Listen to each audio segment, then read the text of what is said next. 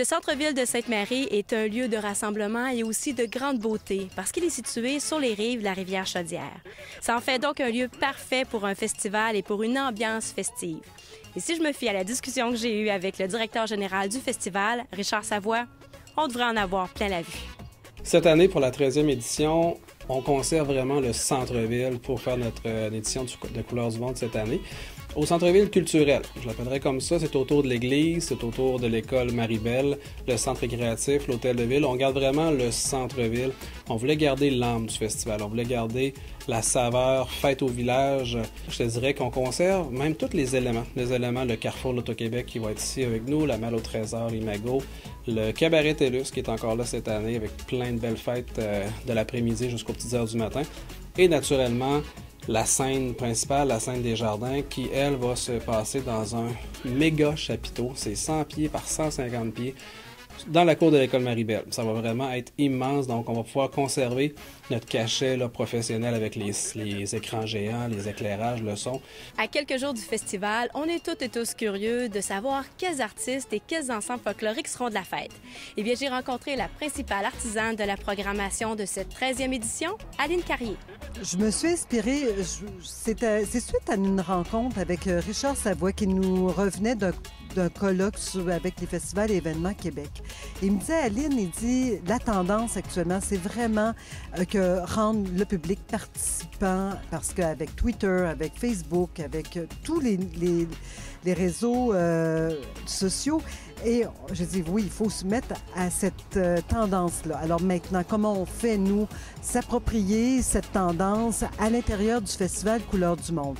Et je dis à Richard, il faut redonner le festival au monde. Il faut vraiment qu'eux participent. Alors, c'est là que des associations avec des organismes du milieu sont arrivés. Par exemple, avec Kaidi, renouveler aussi notre participation avec les danseurs de Sainte-Marie. Ensuite, avec la Maison La Fontaine qui œuvre au sein des personnes en déficience intellectuelle. Alors, tous ces, avec Académie Broadway aussi, et tous ces organismes-là qui sont dans notre milieu, maintenant, comment je peux les faire en sorte qu'ils soient au festival et que le festival leur appartienne? Et ça fait aussi que les talents de chez nous, bien, ils prennent encore de plus en plus d'ampleur. Ils sont de plus en plus populaires. Les gens en font un événement personnel. Alors pour moi, je suis comblée. Et ça a fait en sorte aussi que ma réflexion est allée aussi loin que d'inviter du Samajam à venir au festival le samedi soir. Parce que Samajam, c'est sa spécialité, justement, de rendre le public instrument. Le public qui va participer d'une façon extraordinaire.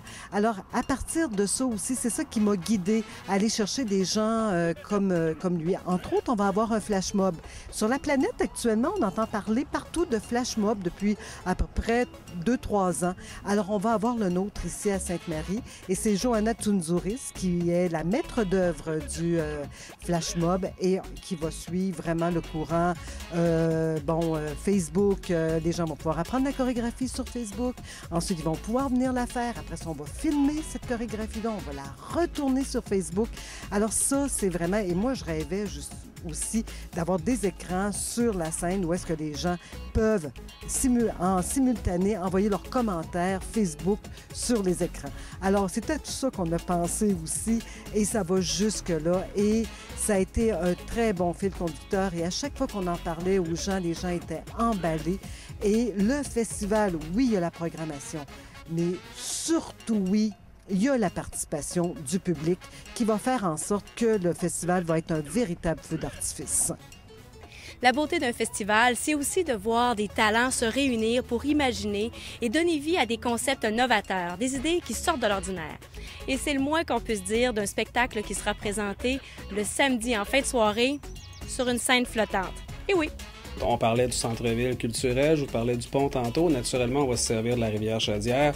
Et cette année, une scène flottante est aménagée, un radeau qui est vraiment aménagé sur la rivière Chaudière.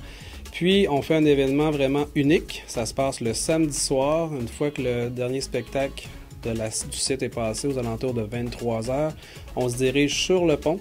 dans le stationnement de l'ancien poste de police. Et on va pouvoir assister à un spectacle du Curé Labelle, un groupe de Québécois qui viennent ici de Québec. Ils ont été d'ailleurs en nomination pour la disque, pour le meilleur album de l'année. Puis ils vont nous faire une prestation d'environ 45 minutes à 1 heure sur la rivière Chaudière. Puis ça, je vais faire un petit clin d'œil. C'est mon ami Daniel Larochelle qui a pensé à ce concept-là. Puis encore une idée folle, mais qui se réalise pour sûr cette année. Voici un tour d'horizon des grandes nouveautés qui vous attendent pour la 13e édition du Festival Couleurs du Monde et il y a encore tellement à découvrir. Pour connaître toute la programmation, nos artistes invités et la billetterie, rendez-vous sur notre site www.festivalcouleurdumumonde.com. Pour ma part, je vous retrouverai à la Sainte-Desjardins où j'aurai le plaisir d'animer les spectacles qui vous y seront présentés. Bon festival!